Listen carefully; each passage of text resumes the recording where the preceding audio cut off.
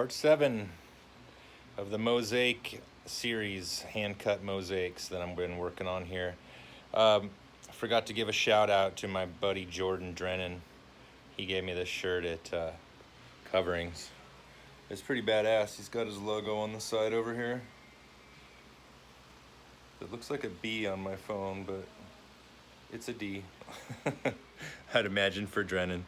And then the back of it, he's got his info on the back. But shout out to Jordan for giving me the shirt. Thank you. It's comfy too. Appreciate it.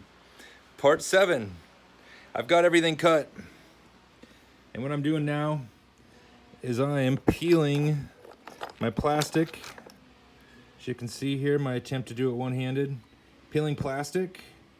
I'm gonna just hit the edge if they need to be hit. The porcelain is probably all I'm gonna end up hitting with my diamond pad here. The stone usually fends pretty well with the saw. You get a little bit of chippage on the porcelain. And then after that, I take and I just give them a little finger bath here in a bucket of water. And then they'll go right over here, sit on my dry pile, the fan help dry it.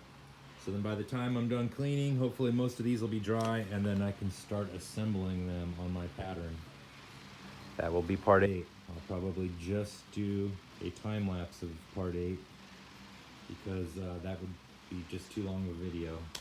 And I know I lose track after a couple minutes on these things, and I'm sure the rest of you do too.